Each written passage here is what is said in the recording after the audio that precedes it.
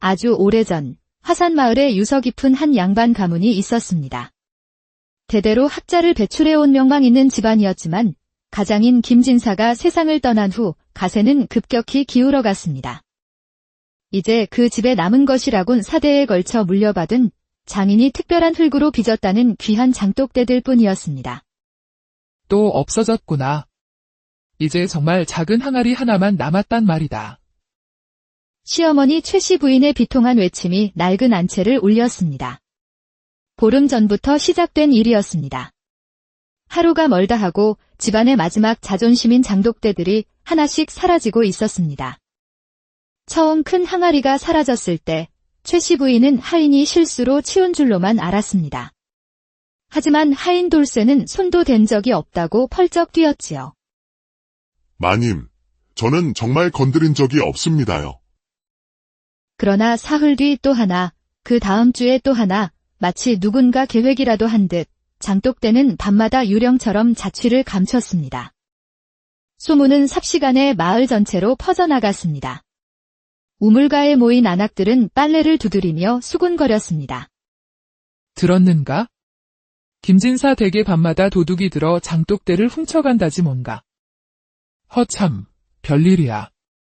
무거운 장독대를 못하러 훔쳐간담. 그게 보통 장독대가 아니라네. 사대째 내려온 보물이라 값어치가 꽤 나간다더군. 사람들의 입방아는 점점 거세졌습니다. 담장 하나 멀쩡한데 대체 어떻게 들어온 도둑이냐는 의문은 곧 아무도 입 밖으로 내지 않는 불길한 추측으로 이어졌습니다. 최씨 부인은 밤마다 잠을 이룰 수 없었습니다. 낡은 대문을 몇 번이고 확인하고 하인 돌쇠에게 밤새 뒷마당을 지키라 명했지만 수상한 사람은 그림자 하나 보이지 않았습니다. 대체 어찌 된 일이냐? 너희들이 눈을 뜨고 지키는데도 이 모양 이 꼴이 아니냐? 마님, 송구하오나 정말 아무도 본 적이 없습니다. 귀신이 곡할 노릇입니다요.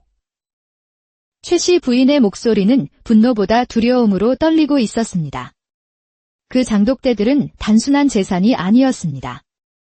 증조 할머니 때부터 이 집안의 기쁨과 슬픔을 함께 해온 역사 그 자체였으니까요.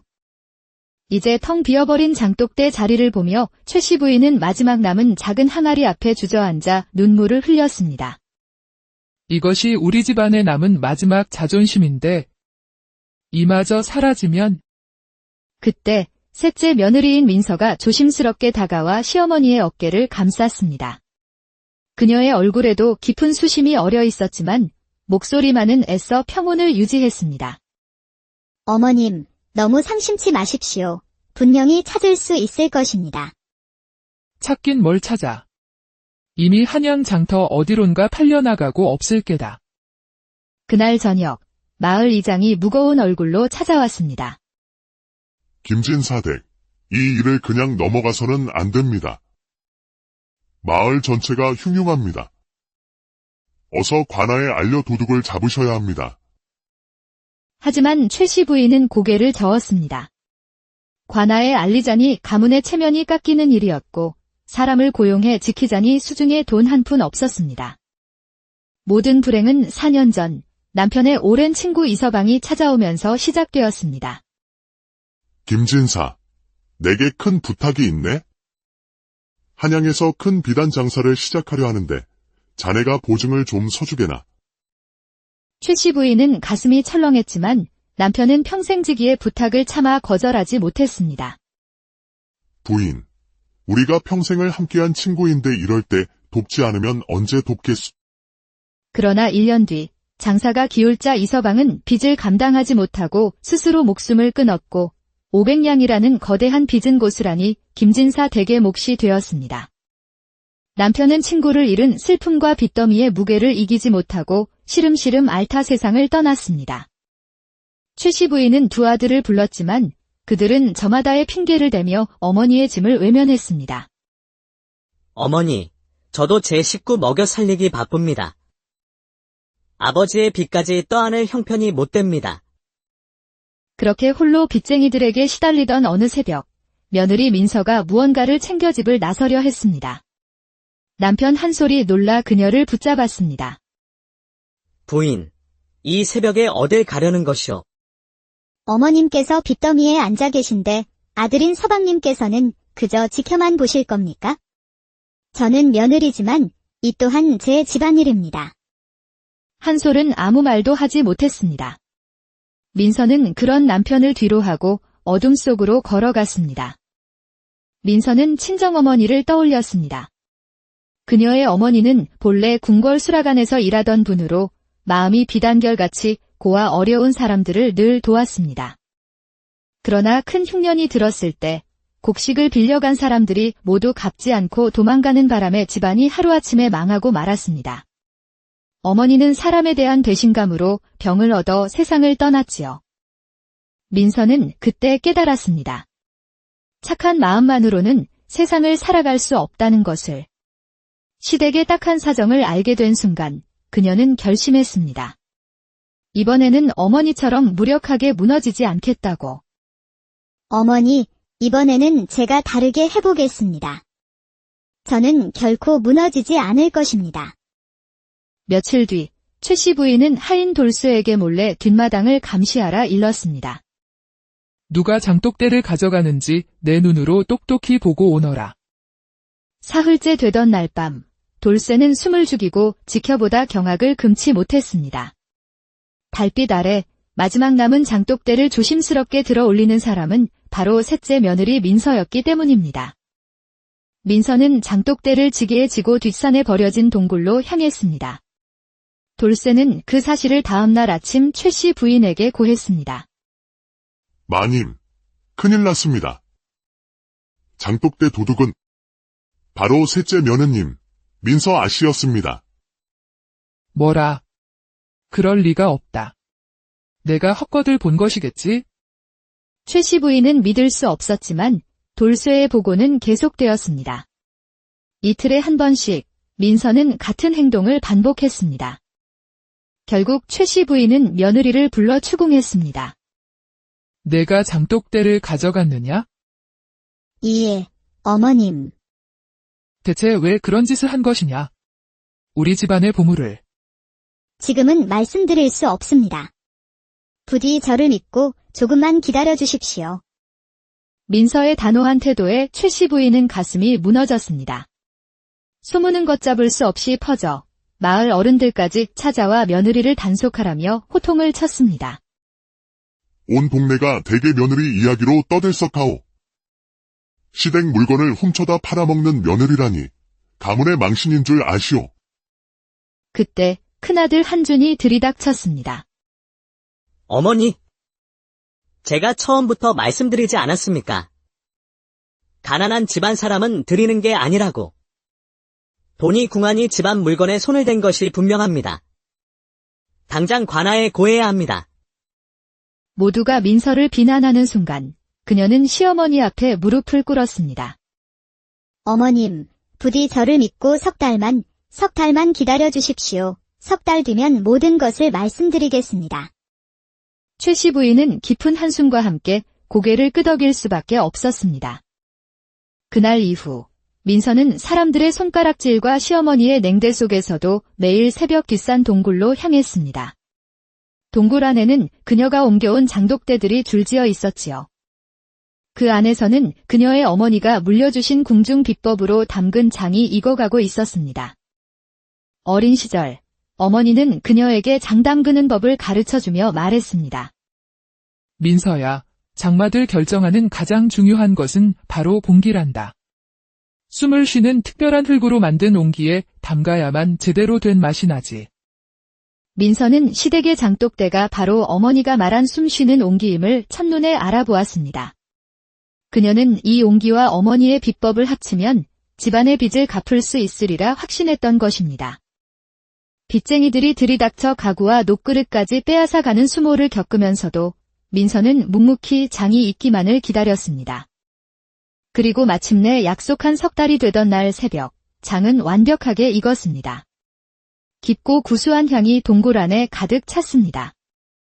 민서는 작은 항아리에 장을 담아 보자기에 싼 뒤 곧장 한양으로 향했습니다. 반나절을 꼬박 걸어 도착한 궁궐 문 앞에서 그녀는 군사들에게 가로막혔습니다. 멈추시오.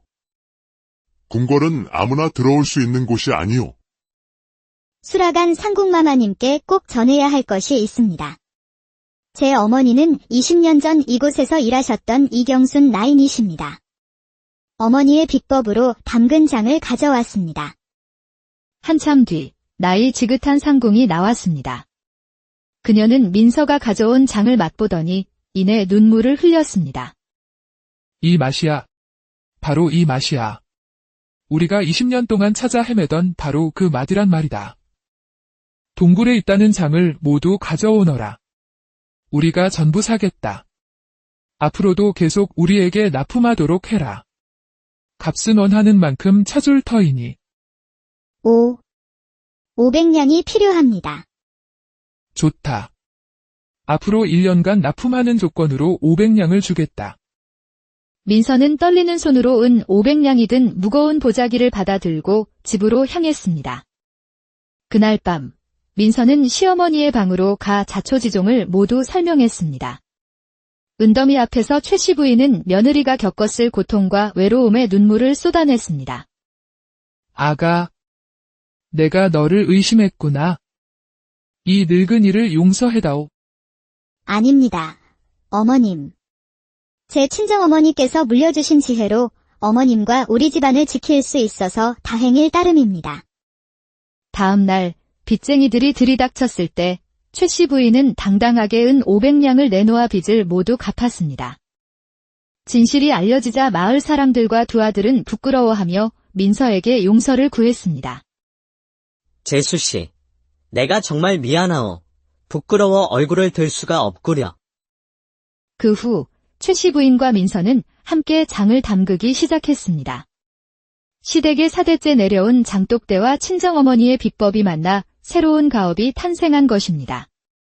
그들의 장은 김진사댁 며느리 장이라는 이름으로 전국의 명성을 떨쳤고 가문은 예전보다 더 크게 번성했습니다. 어느 날 저녁 마당에 나란히 앉아 달빛을 받는 장독대들을 보며 최씨 부인이 말했습니다. 아가, 내 사돈께서 남기신 것은 돈이나 땅이 아니라 지혜와 사랑이었구나. 나도 너에게 그런 것들을 물려주고 싶다. 네, 어머님. 저도 그리 살겠습니다. 마당의 장독대들이 달빛 아래 은은하게 빛나고 있었습니다. 그것은 한 집안을 일으킨 며느리의 지혜이자 세대를 이어 전해지는 사랑의 증표였습니다. 아주 오래전 화산마을에 유서 깊은 한 양반 가문이 있었습니다. 대대로 학자를 배출해온 명망 있는 집안이었지만 가장인 김진사가 세상을 떠난 후 가세는 급격히 기울어갔습니다. 이제 그 집에 남은 것이라곤 4대에 걸쳐 물려받은 장인이 특별한 흙으로 빚었다는 귀한 장독대들 뿐이었습니다. 또 없어졌구나. 이제 정말 작은 항아리 하나만 남았단 말이다. 시어머니 최씨 부인의 비통한 외침이 낡은 안채를 울렸습니다. 보름 전부터 시작된 일이었습니다. 하루가 멀다 하고 집안의 마지막 자존심인 장독대들이 하나씩 사라지고 있었습니다. 처음 큰 항아리가 사라졌을 때 최씨 부인은 하인이 실수로 치운 줄로만 알았습니다. 하지만 하인 돌쇠는 손도 댄 적이 없다고 펄쩍 뛰었지요. 마님, 저는 정말 건드린 적이 없습니다요. 그러나 사흘 뒤 또 하나, 그 다음 주에 또 하나, 마치 누군가 계획이라도 한 듯 장독대는 밤마다 유령처럼 자취를 감췄습니다. 소문은 삽시간에 마을 전체로 퍼져나갔습니다. 우물가에 모인 안악들은 빨래를 두드리며 수군거렸습니다. 들었는가? 김진사 댁에 밤마다 도둑이 들어 장독대를 훔쳐간다지 뭔가. 허참, 별일이야. 무거운 장독대를 못하러 훔쳐간담. 그게 보통 장독대가 아니라네. 4대째 내려온 보물이라 값어치가 꽤 나간다더군. 사람들의 입방아는 점점 거세졌습니다. 담장 하나 멀쩡한데 대체 어떻게 들어온 도둑이냐는 의문은 곧 아무도 입 밖으로 내지 않는 불길한 추측으로 이어졌습니다. 최씨 부인은 밤마다 잠을 이룰 수 없었습니다. 낡은 대문을 몇 번이고 확인하고 하인 돌쇠에게 밤새 뒷마당을 지키라 명했지만 수상한 사람은 그림자 하나 보이지 않았습니다. 대체 어찌 된 일이냐? 너희들이 눈을 뜨고 지키는데도 이 모양 이 꼴이 아니냐? 마님, 송구하오나 정말 아무도 본 적이 없습니다. 귀신이 곡할 노릇입니다요. 최 씨 부인의 목소리는 분노보다 두려움으로 떨리고 있었습니다. 그 장독대들은 단순한 재산이 아니었습니다. 증조 할머니 때부터 이 집안의 기쁨과 슬픔을 함께 해온 역사 그 자체였으니까요. 이제 텅 비어버린 장독대 자리를 보며 최 씨 부인은 마지막 남은 작은 항아리 앞에 주저앉아 눈물을 흘렸습니다. 이것이 우리 집안에 남은 마지막 자존심인데 이마저 사라지면 그때 셋째 며느리인 민서가 조심스럽게 다가와 시어머니의 어깨를 감쌌습니다. 그녀의 얼굴에도 깊은 수심이 어려 있었지만 목소리만은 애써 평온을 유지했습니다. 어머님, 너무 상심치 마십시오. 분명히 찾을 수 있을 것입니다. 찾긴 뭘 찾아. 이미 한양 장터 어디론가 팔려나가고 없을 게다. 그날 저녁 마을 이장이 무거운 얼굴로 찾아왔습니다. 김진사댁, 이 일을 그냥 넘어가서는 안 됩니다. 마을 전체가 흉흉합니다. 어서 관아에 알려 도둑을 잡으셔야 합니다. 하지만 최 씨 부인은 고개를 저었습니다. 관아에 알리자니 가문의 체면이 깎이는 일이었고 사람을 고용해 지키자니 수중에 돈 한 푼 없었습니다. 모든 불행은 4년 전 남편의 오랜 친구 이서방이 찾아오면서 시작되었습니다. 김진사, 내게 큰 부탁이 있네? 한양에서 큰 비단 장사를 시작하려 하는데 자네가 보증을 좀 서주게나. 최 씨 부인은 가슴이 철렁했지만 남편은 평생지기의 부탁을 차마 거절하지 못했습니다. 부인, 우리가 평생을 함께한 친구인데 이럴 때 돕지 않으면 언제 돕겠소? 그러나 1년 뒤 장사가 기울자 이서방은 빚을 감당하지 못하고 스스로 목숨을 끊었고 500냥이라는 거대한 빚은 고스란히 김진사 댁의 몫이 되었습니다. 남편은 친구를 잃은 슬픔과 빚더미의 무게를 이기지 못하고 시름시름 알타 세상을 떠났습니다. 최 씨 부인은 두 아들을 불렀지만 그들은 저마다의 핑계를 대며 어머니의 짐을 외면했습니다. 어머니, 저도 제 식구 먹여 살리기 바쁩니다. 아버지의 빚까지 떠안을 형편이 못 됩니다. 그렇게 홀로 빚쟁이들에게 시달리던 어느 새벽, 며느리 민서가 무언가를 챙겨 집을 나서려 했습니다. 남편 한솔이 놀라 그녀를 붙잡았습니다. 부인, 이 새벽에 어딜 가려는 것이오? 어머님께서 빚더미에 앉아 계신데 아들인 서방님께서는 그저 지켜만 보실 겁니까? 저는 며느리지만 이 또한 제 집안일입니다. 한솔은 아무 말도 하지 못했습니다. 민서는 그런 남편을 뒤로하고 어둠 속으로 걸어갔습니다. 민서는 친정어머니를 떠올렸습니다. 그녀의 어머니는 본래 궁궐 수라간에서 일하던 분으로 마음이 비단결같이 고와 어려운 사람들을 늘 도왔습니다. 그러나 큰 흉년이 들었을 때 곡식을 빌려간 사람들이 모두 갚지 않고 도망가는 바람에 집안이 하루아침에 망하고 말았습니다. 어머니는 사람에 대한 배신감으로 병을 얻어 세상을 떠났지요. 민서는 그때 깨달았습니다. 착한 마음만으로는 세상을 살아갈 수 없다는 것을. 시댁의 딱한 사정을 알게 된 순간 그녀는 결심했습니다. 이번에는 어머니처럼 무력하게 무너지지 않겠다고. 어머니, 이번에는 제가 다르게 해보겠습니다. 저는 결코 무너지지 않을 것입니다. 며칠 뒤 최 씨 부인은 하인 돌수에게 몰래 뒷마당을 감시하라 일렀습니다. 누가 장독대를 가져가는지 내 눈으로 똑똑히 보고 오너라. 사흘째 되던 날 밤 돌쇠는 숨을 죽이고 지켜보다 경악을 금치 못했습니다. 달빛 아래 마지막 남은 장독대를 조심스럽게 들어 올리는 사람은 바로 셋째 며느리 민서였기 때문입니다. 민서는 장독대를 지게에 지고 뒷산에 버려진 동굴로 향했습니다. 돌쇠는 그 사실을 다음날 아침 최 씨 부인에게 고했습니다. 마님, 큰일 났습니다. 장독대 도둑은 바로 셋째 며느님, 민서 아씨였습니다. 뭐라? 그럴 리가 없다. 내가 헛것을 본 것이겠지? 최 씨 부인은 믿을 수 없었지만 돌쇠의 보고는 계속되었습니다. 이틀에 한 번씩 민서는 같은 행동을 반복했습니다. 결국 최 씨 부인은 며느리를 불러 추궁했습니다. 내가 장독대를 가져갔느냐? 예, 어머님. 대체 왜 그런 짓을 한 것이냐? 우리 집안의 보물을. 지금은 말씀드릴 수 없습니다. 부디 저를 믿고 조금만 기다려 주십시오. 민서의 단호한 태도에 최 씨 부인은 가슴이 무너졌습니다. 소문은 걷잡을 수 없이 퍼져 마을 어른들까지 찾아와 며느리를 단속하라며 호통을 쳤습니다. 온 동네가 대개 며느리 이야기로 떠들썩하오. 시댁 물건을 훔쳐다 팔아먹는 며느리라니 가문의 망신인 줄 아시오. 그때 큰아들 한준이 들이닥쳤습니다. 어머니, 제가 처음부터 말씀드리지 않았습니까? 가난한 집안 사람은 드리는 게 아니라고. 돈이 궁하니 집안 물건에 손을 댄 것이 분명합니다. 당장 관아에 고해야 합니다. 모두가 민서를 비난하는 순간 그녀는 시어머니 앞에 무릎을 꿇었습니다. 어머님, 부디 저를 믿고 석 달만 기다려 주십시오. 석 달 뒤면 모든 것을 말씀드리겠습니다. 최 씨 부인은 깊은 한숨과 함께 고개를 끄덕일 수밖에 없었습니다. 그날 이후 민서는 사람들의 손가락질과 시어머니의 냉대 속에서도 매일 새벽 뒷산 동굴로 향했습니다. 동굴 안에는 그녀가 옮겨온 장독대들이 줄지어 있었지요. 그 안에서는 그녀의 어머니가 물려주신 궁중 비법으로 담근 장이 익어가고 있었습니다. 어린 시절 어머니는 그녀에게 장 담그는 법을 가르쳐주며 말했습니다. 민서야, 장마들 결정하는 가장 중요한 것은 바로 봉기란다. 숨을 쉬는 특별한 흙으로 만든 옹기에 담가야만 제대로 된 맛이 나지.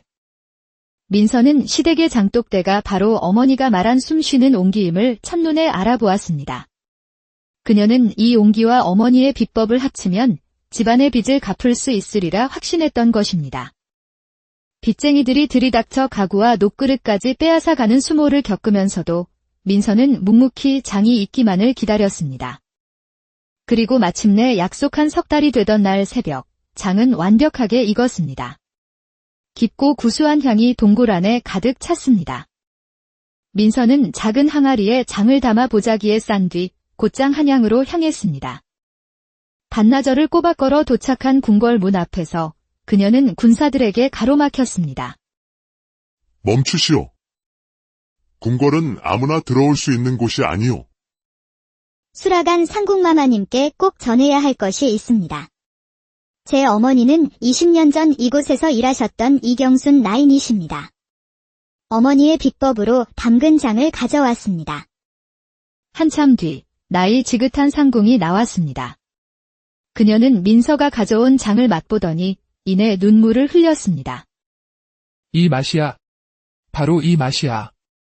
우리가 20년 동안 찾아 헤매던 바로 그 맛이란 말이다. 동굴에 있다는 장을 모두 가져오너라. 우리가 전부 사겠다. 앞으로도 계속 우리에게 납품하도록 해라. 값은 원하는 만큼 쳐줄 터이니. 500냥이 필요합니다. 좋다. 앞으로 1년간 납품하는 조건으로 500냥을 주겠다. 민서는 떨리는 손으로 은 500냥이 든 무거운 보자기를 받아들고 집으로 향했습니다. 그날 밤 민서는 시어머니의 방으로 가 자초지종을 모두 설명했습니다. 은더미 앞에서 최 씨 부인은 며느리가 겪었을 고통과 외로움에 눈물을 쏟아냈습니다. 아가, 내가 너를 의심했구나. 이 늙은이를 용서해다오. 아닙니다. 어머님.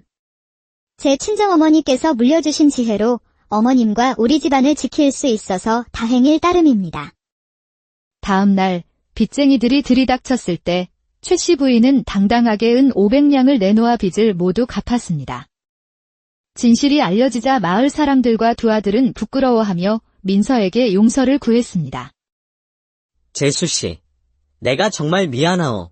부끄러워 얼굴을 들 수가 없구려. 그 후 최 씨 부인과 민서는 함께 장을 담그기 시작했습니다. 시댁의 4대째 내려온 장독대와 친정어머니의 비법이 만나 새로운 가업이 탄생한 것입니다. 그들의 장은 김진사 댁며느리 장이라는 이름으로 전국의 명성을 떨쳤고 가문은 예전보다 더 크게 번성했습니다.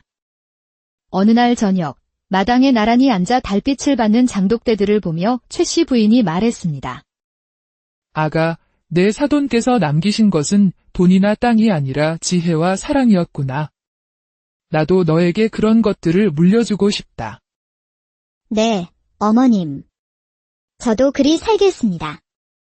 마당의 장독대들이 달빛 아래 은은하게 빛나고 있었습니다. 그것은 한 집안을 일으킨 며느리의 지혜이자 세대를 이어 전해지는 사랑의 증표였습니다. 아주 오래전 화산마을에 유서 깊은 한 양반 가문이 있었습니다. 대대로 학자를 배출해온 명망 있는 집안이었지만 가장인 김진사가 세상을 떠난 후 가세는 급격히 기울어갔습니다.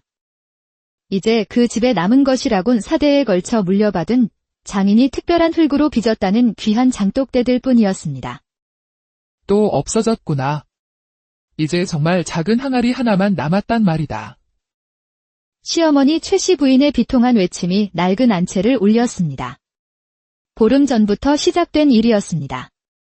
하루가 멀다 하고 집안의 마지막 자존심인 장독대들이 하나씩 사라지고 있었습니다. 처음 큰 항아리가 사라졌을 때 최씨 부인은 하인이 실수로 치운 줄로만 알았습니다. 하지만 하인 돌쇠는 손도 댄 적이 없다고 펄쩍 뛰었지요. 마님, 저는 정말 건드린 적이 없습니다요. 그러나 사흘 뒤 또 하나, 그 다음 주에 또 하나, 마치 누군가 계획이라도 한 듯 장독대는 밤마다 유령처럼 자취를 감췄습니다. 소문은 삽시간에 마을 전체로 퍼져나갔습니다. 우물가에 모인 안악들은 빨래를 두드리며 수군거렸습니다. 들었는가? 김진사 댁에 밤마다 도둑이 들어 장독대를 훔쳐간다지 뭔가. 허참, 별일이야. 무거운 장독대를 못하러 훔쳐간담. 그게 보통 장독대가 아니라네. 사대째 내려온 보물이라 값어치가 꽤 나간다더군. 사람들의 입방아는 점점 거세졌습니다. 담장 하나 멀쩡한데 대체 어떻게 들어온 도둑이냐는 의문은 곧 아무도 입 밖으로 내지 않는 불길한 추측으로 이어졌습니다. 최씨 부인은 밤마다 잠을 이룰 수 없었습니다. 낡은 대문을 몇 번이고 확인하고 하인 돌쇠에게 밤새 뒷마당을 지키라 명했지만 수상한 사람은 그림자 하나 보이지 않았습니다. 대체 어찌 된 일이냐? 너희들이 눈을 뜨고 지키는데도 이 모양 이 꼴이 아니냐? 마님, 송구하오나 정말 아무도 본 적이 없습니다.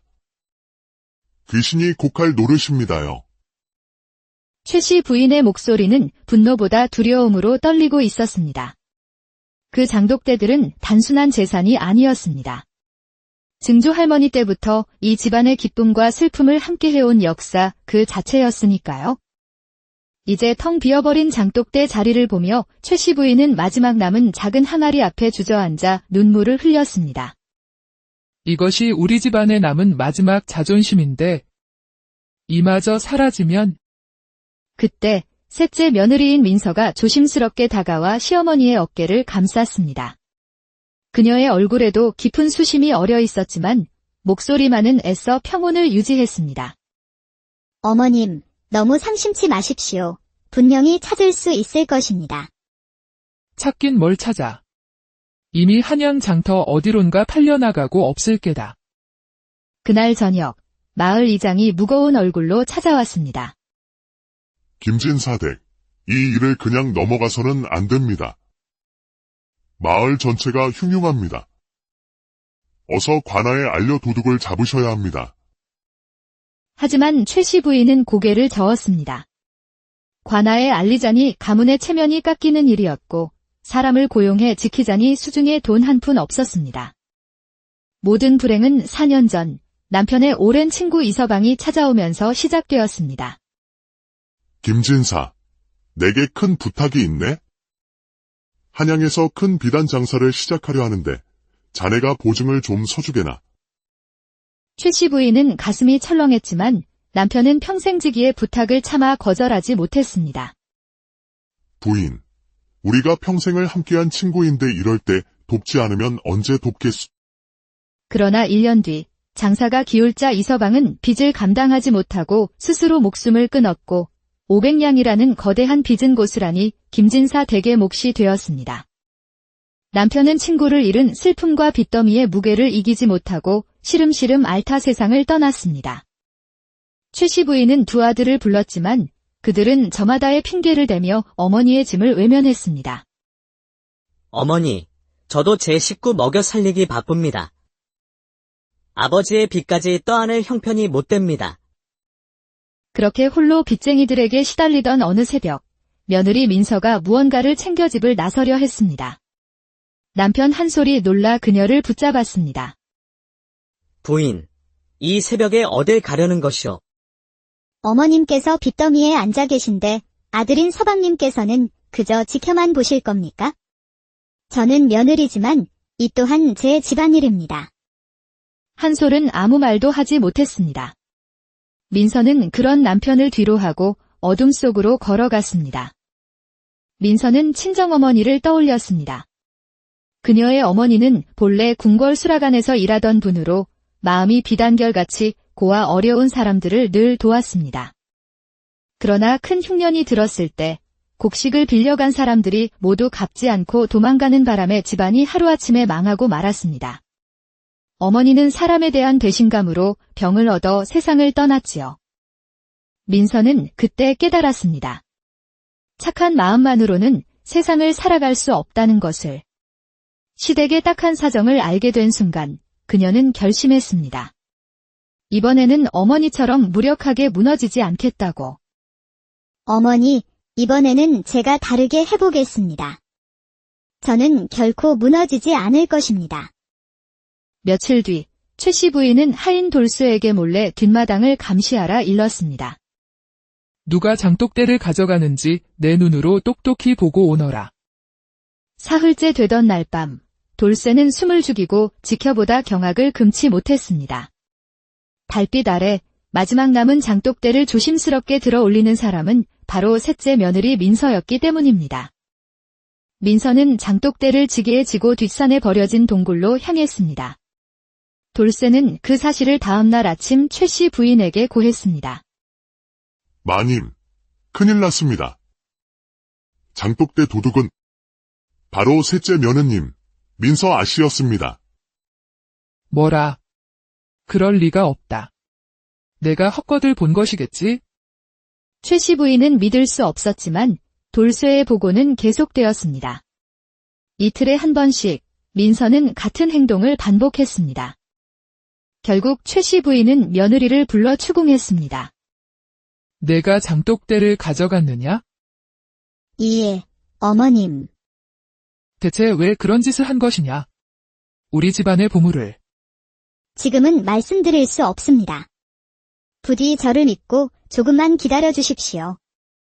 민서의 단호한 태도에 최씨 부인은 가슴이 무너졌습니다. 소문은 걷잡을 수 없이 퍼져 마을 어른들까지 찾아와 며느리를 단속하라며 호통을 쳤습니다. 온 동네가 대개 며느리 이야기로 떠들썩하오. 시댁 물건을 훔쳐다 팔아먹는 며느리라니 가문의 망신인 줄 아시오. 그때 큰아들 한준이 들이닥쳤습니다. 어머니, 제가 처음부터 말씀드리지 않았습니까? 가난한 집안 사람은 드리는 게 아니라고. 돈이 궁하니 집안 물건에 손을 댄 것이 분명합니다. 당장 관아에 고해야 합니다. 모두가 민서를 비난하는 순간 그녀는 시어머니 앞에 무릎을 꿇었습니다. 어머님, 부디 저를 믿고 석 달만 기다려 주십시오. 석 달 뒤면 모든 것을 말씀드리겠습니다. 최씨 부인은 깊은 한숨과 함께 고개를 끄덕일 수밖에 없었습니다. 그날 이후 민서는 사람들의 손가락질과 시어머니의 냉대 속에서도 매일 새벽 뒷산 동굴로 향했습니다. 동굴 안에는 그녀가 옮겨온 장독대들이 줄지어 있었지요. 그 안에서는 그녀의 어머니가 물려주신 궁중 비법으로 담근 장이 익어가고 있었습니다. 어린 시절 어머니는 그녀에게 장 담그는 법을 가르쳐주며 말했습니다. 민서야, 장마들 결정하는 가장 중요한 것은 바로 공기란다. 숨을 쉬는 특별한 흙으로 만든 옹기에 담가야만 제대로 된 맛이 나지. 민서는 시댁의 장독대가 바로 어머니가 말한 숨쉬는 옹기임을 첫눈에 알아보았습니다. 그녀는 이 옹기와 어머니의 비법을 합치면 집안의 빚을 갚을 수 있으리라 확신했던 것입니다. 빚쟁이들이 들이닥쳐 가구와 녹그릇까지 빼앗아 가는 수모를 겪으면서도 민서는 묵묵히 장이 익기만을 기다렸습니다. 그리고 마침내 약속한 석 달이 되던 날 새벽, 장은 완벽하게 익었습니다. 깊고 구수한 향이 동굴 안에 가득 찼습니다. 민서는 작은 항아리에 장을 담아 보자기에 싼 뒤 곧장 한양으로 향했습니다. 반나절을 꼬박 걸어 도착한 궁궐 문 앞에서 그녀는 군사들에게 가로막혔습니다. 멈추시오. 궁궐은 아무나 들어올 수 있는 곳이 아니오. 수라간 상궁마마님께 꼭 전해야 할 것이 있습니다. 제 어머니는 20년 전 이곳에서 일하셨던 이경순 나인이십니다. 어머니의 비법으로 담근 장을 가져왔습니다. 한참 뒤 나이 지긋한 상궁이 나왔습니다. 그녀는 민서가 가져온 장을 맛보더니 이내 눈물을 흘렸습니다. 이 맛이야. 바로 이 맛이야. 우리가 20년 동안 찾아 헤매던 바로 그 맛이란 말이다. 동굴에 있다는 장을 모두 가져오너라. 우리가 전부 사겠다. 앞으로도 계속 우리에게 납품하도록 해라. 값은 원하는 만큼 쳐줄 터이니. 500냥이 필요합니다. 좋다. 앞으로 1년간 납품하는 조건으로 500냥을 주겠다. 민서는 떨리는 손으로 은 500냥이 든 무거운 보자기를 받아들고 집으로 향했습니다. 그날 밤 민서는 시어머니의 방으로 가 자초지종을 모두 설명했습니다. 은더미 앞에서 최씨 부인은 며느리가 겪었을 고통과 외로움에 눈물을 쏟아냈습니다. 아가, 내가 너를 의심했구나. 이 늙은이를 용서해다오. 아닙니다. 어머님. 제 친정어머니께서 물려주신 지혜로 어머님과 우리 집안을 지킬 수 있어서 다행일 따름입니다. 다음 날 빚쟁이들이 들이닥쳤을 때 최씨 부인은 당당하게 은 500냥을 내놓아 빚을 모두 갚았습니다. 진실이 알려지자 마을 사람들과 두 아들은 부끄러워하며 민서에게 용서를 구했습니다. 재수씨, 내가 정말 미안하오. 부끄러워 얼굴을 들 수가 없구려. 그 후 최씨 부인과 민서는 함께 장을 담그기 시작했습니다. 시댁의 4대째 내려온 장독대와 친정어머니의 비법이 만나 새로운 가업이 탄생한 것입니다. 그들의 장은 김진사댁 며느리 장이라는 이름으로 전국의 명성을 떨쳤고 가문은 예전보다 더 크게 번성했습니다. 어느 날 저녁 마당에 나란히 앉아 달빛을 받는 장독대들을 보며 최씨 부인이 말했습니다. 아가, 내 사돈께서 남기신 것은 돈이나 땅이 아니라 지혜와 사랑이었구나. 나도 너에게 그런 것들을 물려주고 싶다. 네, 어머님. 저도 그리 살겠습니다. 마당의 장독대들이 달빛 아래 은은하게 빛나고 있었습니다. 그것은 한 집안을 일으킨 며느리의 지혜이자 세대를 이어 전해지는 사랑의 증표였습니다. 아주 오래전 화산마을에 유서 깊은 한 양반 가문이 있었습니다. 대대로 학자를 배출해온 명망 있는 집안이었지만 가장인 김진사가 세상을 떠난 후 가세는 급격히 기울어갔습니다. 이제 그 집에 남은 것이라곤 4대에 걸쳐 물려받은 장인이 특별한 흙으로 빚었다는 귀한 장독대들 뿐이었습니다. 또 없어졌구나. 이제 정말 작은 항아리 하나만 남았단 말이다. 시어머니 최씨 부인의 비통한 외침이 낡은 안채를 울렸습니다. 보름 전부터 시작된 일이었습니다. 하루가 멀다 하고 집안의 마지막 자존심인 장독대들이 하나씩 사라지고 있었습니다. 처음 큰 항아리가 사라졌을 때 최씨 부인은 하인이 실수로 치운 줄로만 알았습니다. 하지만 하인 돌쇠는 손도 댄 적이 없다고 펄쩍 뛰었지요. 마님, 저는 정말 건드린 적이 없습니다요.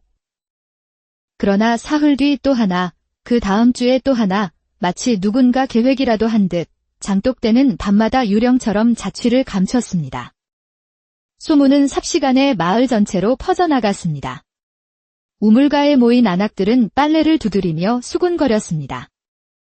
들었는가? 김진사 댁에 밤마다 도둑이 들어 장독대를 훔쳐간다지 뭔가. 허참, 별일이야. 무거운 장독대를 못하러 훔쳐간담. 그게 보통 장독대가 아니라네. 4대째 내려온 보물이라 값어치가 꽤 나간다더군. 사람들의 입방아는 점점 거세졌습니다. 담장 하나 멀쩡한데 대체 어떻게 들어온 도둑이냐는 의문은 곧 아무도 입 밖으로 내지 않는 불길한 추측으로 이어졌습니다. 최씨 부인은 밤마다 잠을 이룰 수 없었습니다. 낡은 대문을 몇 번이고 확인하고 하인 돌쇠에게 밤새 뒷마당을 지키라 명했지만 수상한 사람은 그림자 하나 보이지 않았습니다. 대체 어찌 된 일이냐? 너희들이 눈을 뜨고 지키는데도 이 모양 이 꼴이 아니냐? 마님, 송구하오나 정말 아무도 본 적이 없습니다. 귀신이 곡할 노릇입니다요. 최씨 부인의 목소리는 분노보다 두려움으로 떨리고 있었습니다. 그 장독대들은 단순한 재산이 아니었습니다. 증조 할머니 때부터 이 집안의 기쁨과 슬픔을 함께 해온 역사 그 자체였으니까요. 이제 텅 비어버린 장독대 자리를 보며 최씨 부인은 마지막 남은 작은 항아리 앞에 주저앉아 눈물을 흘렸습니다. 이것이 우리 집안에 남은 마지막 자존심인데 이마저 사라지면. 그때 셋째 며느리인 민서가 조심스럽게 다가와 시어머니의 어깨를 감쌌습니다. 그녀의 얼굴에도 깊은 수심이 어려 있었지만 목소리만은 애써 평온을 유지했습니다. 어머님, 너무 상심치 마십시오. 분명히 찾을 수 있을 것입니다. 찾긴 뭘 찾아. 이미 한양 장터 어디론가 팔려나가고 없을 게다. 그날 저녁 마을 이장이 무거운 얼굴로 찾아왔습니다. 김진사댁, 이 일을 그냥 넘어가서는 안 됩니다. 마을 전체가 흉흉합니다. 어서 관아에 알려 도둑을 잡으셔야 합니다. 하지만 최씨 부인은 고개를 저었습니다. 관아에 알리자니 가문의 체면이 깎이는 일이었고 사람을 고용해 지키자니 수중에 돈 한 푼 없었습니다. 모든 불행은 4년 전 남편의 오랜 친구 이서방이 찾아오면서 시작되었습니다. 김진사, 내게 큰 부탁이 있네? 한양에서 큰 비단 장사를 시작하려 하는데 자네가 보증을 좀 서주게나. 최씨 부인은 가슴이 철렁했지만 남편은 평생지기의 부탁을 차마 거절하지 못했습니다. 부인, 우리가 평생을 함께한 친구인데 이럴 때 돕지 않으면 언제 돕겠소? 그러나 1년 뒤 장사가 기울자 이서방은 빚을 감당하지 못하고 스스로 목숨을 끊었고 500냥이라는 거대한 빚은 고스란히 김진사 댁의 몫이 되었습니다. 남편은 친구를 잃은 슬픔과 빚더미의 무게를 이기지 못하고 시름시름 알타 세상을 떠났습니다. 최씨 부인은 두 아들을 불렀지만 그들은 저마다의 핑계를 대며 어머니의 짐을 외면했습니다. 어머니, 저도 제 식구 먹여 살리기 바쁩니다. 아버지의 빚까지 떠안을 형편이 못 됩니다. 그렇게 홀로 빚쟁이들에게 시달리던 어느 새벽, 며느리 민서가 무언가를 챙겨 집을 나서려 했습니다. 남편 한솔이 놀라 그녀를 붙잡았습니다. 부인, 이 새벽에 어딜 가려는 것이오? 어머님께서 빚더미에 앉아 계신데 아들인 서방님께서는 그저 지켜만 보실 겁니까? 저는 며느리지만 이 또한 제 집안일입니다. 한솔은 아무 말도 하지 못했습니다. 민서는 그런 남편을 뒤로하고 어둠 속으로 걸어갔습니다. 민서는 친정어머니를 떠올렸습니다. 그녀의 어머니는 본래 궁궐 수라관에서 일하던 분으로 마음이 비단결같이 고와 어려운 사람들을 늘 도왔습니다. 그러나 큰 흉년이 들었을 때 곡식을 빌려간 사람들이 모두 갚지 않고 도망가는 바람에 집안이 하루아침에 망하고 말았습니다. 어머니는 사람에 대한 배신감으로 병을 얻어 세상을 떠났지요. 민서는 그때 깨달았습니다. 착한 마음만으로는 세상을 살아갈 수 없다는 것을. 시댁의 딱한 사정을 알게 된 순간 그녀는 결심했습니다. 이번에는 어머니처럼 무력하게 무너지지 않겠다고. 어머니, 이번에는 제가 다르게 해보겠습니다. 저는 결코 무너지지 않을 것입니다. 며칠 뒤 최씨 부인은 하인 돌쇠에게 몰래 뒷마당을 감시하라 일렀습니다.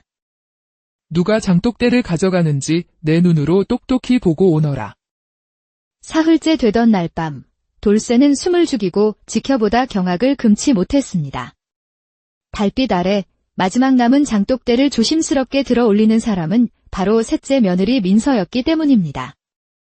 민서는 장독대를 지게에 지고 뒷산에 버려진 동굴로 향했습니다. 돌쇠는 그 사실을 다음날 아침 최 씨 부인에게 고했습니다. 마님, 큰일 났습니다. 장독대 도둑은 바로 셋째 며느님, 민서 아씨였습니다. 뭐라? 그럴 리가 없다. 내가 헛것을 본 것이겠지? 최 씨 부인은 믿을 수 없었지만 돌쇠의 보고는 계속되었습니다. 이틀에 한 번씩 민서는 같은 행동을 반복했습니다. 결국 최 씨 부인은 며느리를 불러 추궁했습니다. 내가 장독대를 가져갔느냐? 예, 어머님. 대체 왜 그런 짓을 한 것이냐? 우리 집안의 보물을. 지금은 말씀드릴 수 없습니다. 부디 저를 믿고 조금만 기다려 주십시오. 민서의 단호한 태도에 최 씨 부인은 가슴이 무너졌습니다. 소문은 걷잡을 수 없이 퍼져 마을 어른들까지 찾아와 며느리를 단속하라며 호통을 쳤습니다. 온 동네가 대개 며느리 이야기로 떠들썩하오. 시댁 물건을 훔쳐다 팔아먹는 며느리라니 가문의 망신인 줄 아시오. 그때 큰아들 한준이 들이닥쳤습니다. 어머니, 제가 처음부터 말씀드리지 않았습니까?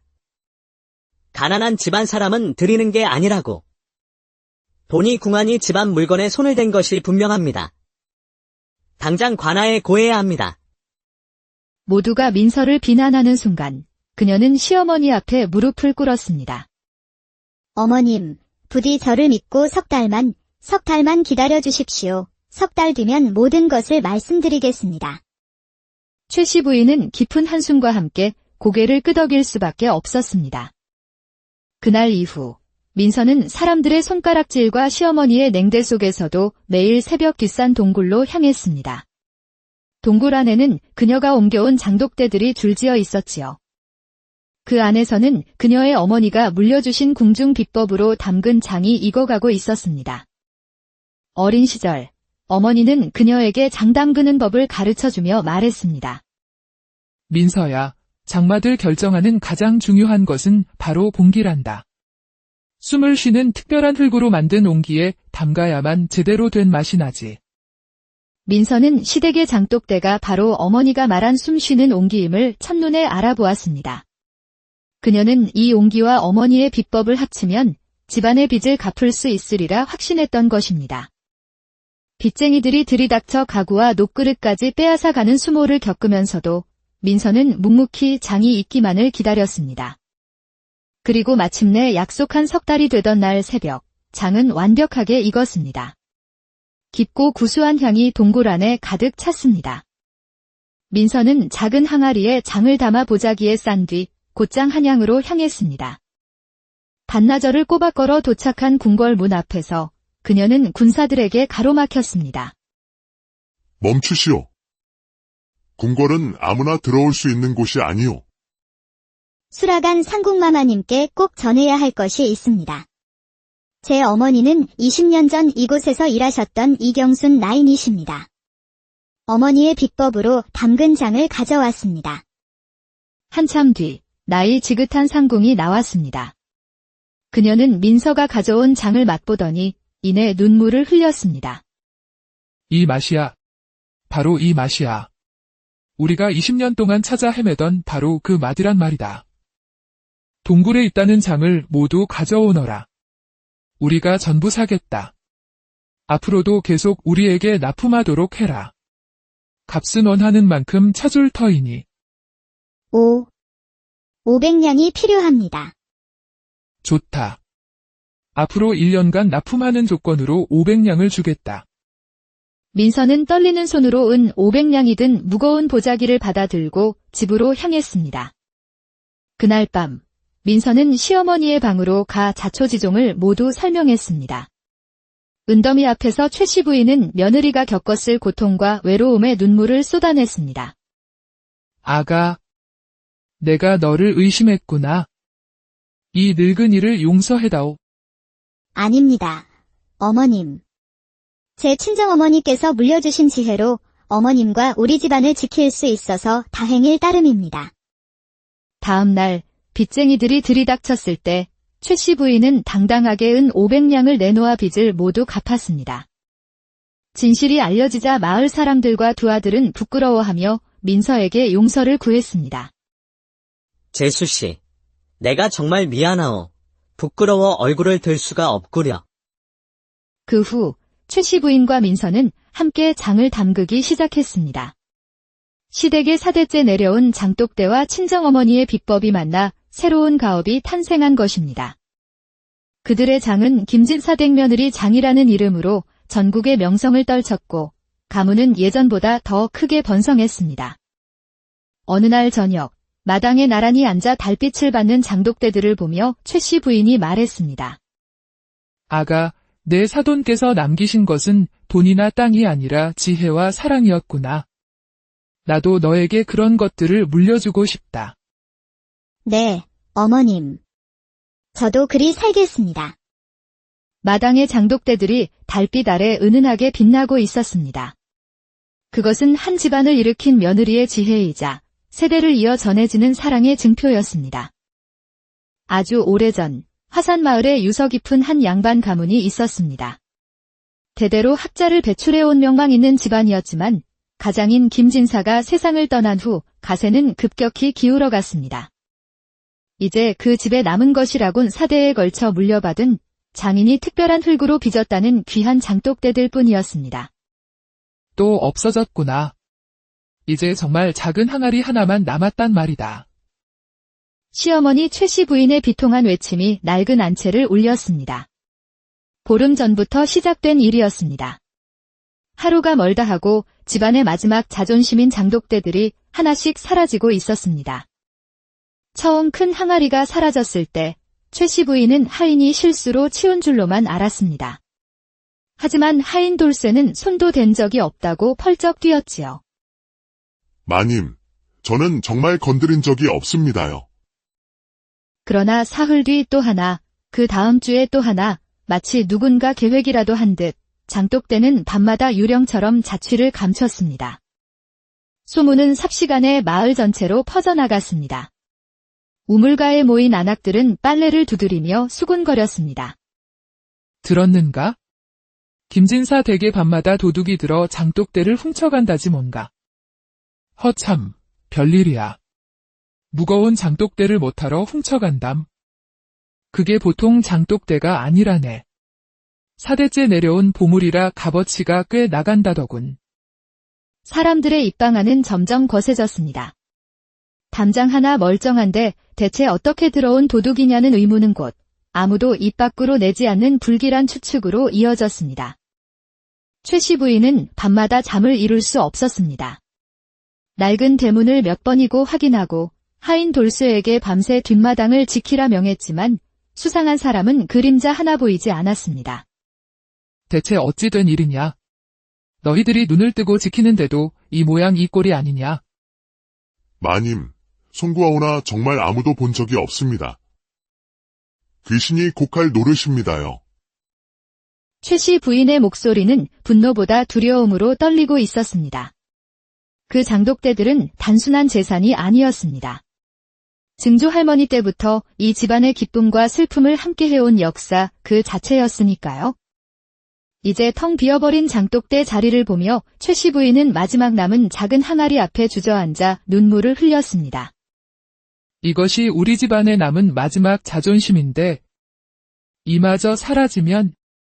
그때 셋째 며느리인 민서가 조심스럽게 다가와 시어머니의 어깨를 감쌌습니다. 그녀의 얼굴에도 깊은 수심이 어려 있었지만 목소리만은 애써 평온을 유지했습니다. 어머님, 너무 상심치 마십시오. 분명히 찾을 수 있을 것입니다. 찾긴 뭘 찾아. 이미 한양 장터 어디론가 팔려나가고 없을 게다. 그날 저녁 마을 이장이 무거운 얼굴로 찾아왔습니다. 김진사댁, 이 일을 그냥 넘어가서는 안 됩니다. 마을 전체가 흉흉합니다. 어서 관아에 알려 도둑을 잡으셔야 합니다. 하지만 최씨 부인은 고개를 저었습니다. 관아에 알리자니 가문의 체면이 깎이는 일이었고 사람을 고용해 지키자니 수중에 돈 한 푼 없었습니다. 모든 불행은 4년 전 남편의 오랜 친구 이서방이 찾아오면서 시작되었습니다. 김진사, 내게 큰 부탁이 있네? 한양에서 큰 비단 장사를 시작하려 하는데 자네가 보증을 좀 서주게나. 최씨 부인은 가슴이 철렁했지만 남편은 평생지기의 부탁을 차마 거절하지 못했습니다. 부인, 우리가 평생을 함께한 친구인데 이럴 때 돕지 않으면 언제 돕겠소? 그러나 1년 뒤 장사가 기울자 이서방은 빚을 감당하지 못하고 스스로 목숨을 끊었고 500냥이라는 거대한 빚은 고스란히 김진사 댁의 몫이 되었습니다. 남편은 친구를 잃은 슬픔과 빚더미의 무게를 이기지 못하고 시름시름 알타 세상을 떠났습니다. 최씨 부인은 두 아들을 불렀지만 그들은 저마다의 핑계를 대며 어머니의 짐을 외면했습니다. 어머니, 저도 제 식구 먹여 살리기 바쁩니다. 아버지의 빚까지 떠안을 형편이 못 됩니다. 그렇게 홀로 빚쟁이들에게 시달리던 어느 새벽, 며느리 민서가 무언가를 챙겨 집을 나서려 했습니다. 남편 한 소리 놀라 그녀를 붙잡았습니다. 부인, 이 새벽에 어딜 가려는 것이오? 어머님께서 빚더미에 앉아 계신데 아들인 서방님께서는 그저 지켜만 보실 겁니까? 저는 며느리지만 이 또한 제 집안일입니다. 한솔은 아무 말도 하지 못했습니다. 민서는 그런 남편을 뒤로하고 어둠 속으로 걸어갔습니다. 민서는 친정어머니를 떠올렸습니다. 그녀의 어머니는 본래 궁궐 수라관에서 일하던 분으로 마음이 비단결같이 고와 어려운 사람들을 늘 도왔습니다. 그러나 큰 흉년이 들었을 때 곡식을 빌려간 사람들이 모두 갚지 않고 도망가는 바람에 집안이 하루아침에 망하고 말았습니다. 어머니는 사람에 대한 배신감으로 병을 얻어 세상을 떠났지요. 민서는 그때 깨달았습니다. 착한 마음만으로는 세상을 살아갈 수 없다는 것을. 시댁의 딱한 사정을 알게 된 순간 그녀는 결심했습니다. 이번에는 어머니처럼 무력하게 무너지지 않겠다고. 어머니, 이번에는 제가 다르게 해보겠습니다. 저는 결코 무너지지 않을 것입니다. 며칠 뒤 최씨 부인은 하인 돌수에게 몰래 뒷마당을 감시하라 일렀습니다. 누가 장독대를 가져가는지 내 눈으로 똑똑히 보고 오너라. 사흘째 되던 날 밤, 돌쇠는 숨을 죽이고 지켜보다 경악을 금치 못했습니다. 달빛 아래 마지막 남은 장독대를 조심스럽게 들어 올리는 사람은 바로 셋째 며느리 민서였기 때문입니다. 민서는 장독대를 지게에 지고 뒷산에 버려진 동굴로 향했습니다. 돌쇠는 그 사실을 다음날 아침 최씨 부인에게 고했습니다. 마님, 큰일 났습니다. 장독대 도둑은 바로 셋째 며느님, 민서 아씨였습니다. 뭐라? 그럴 리가 없다. 내가 헛것을 본 것이겠지? 최씨 부인은 믿을 수 없었지만 돌쇠의 보고는 계속되었습니다. 이틀에 한 번씩 민서는 같은 행동을 반복했습니다. 결국 최씨 부인은 며느리를 불러 추궁했습니다. 내가 장독대를 가져갔느냐? 예, 어머님. 대체 왜 그런 짓을 한 것이냐? 우리 집안의 보물을.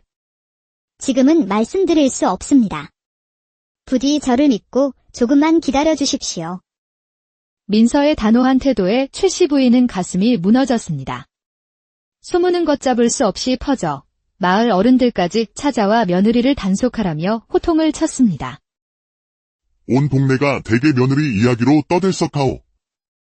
시댁 물건을 훔쳐다 팔아먹는 며느리라니 가문의 망신인 줄 아시오. 그때 큰아들 한준이 들이닥쳤습니다. 어머니, 제가 처음부터 말씀드리지 않았습니까? 가난한 집안 사람은 드리는 게 아니라고. 돈이 궁하니 집안 물건에 손을 댄 것이 분명합니다. 당장 관아에 고해야 합니다. 모두가 민서를 비난하는 순간 그녀는 시어머니 앞에 무릎을 꿇었습니다. 어머님, 부디 저를 믿고 석 달만 기다려 주십시오. 석 달 뒤면 모든 것을 말씀드리겠습니다. 최씨 부인은 깊은 한숨과 함께 고개를 끄덕일 수밖에 없었습니다. 그날 이후 민서는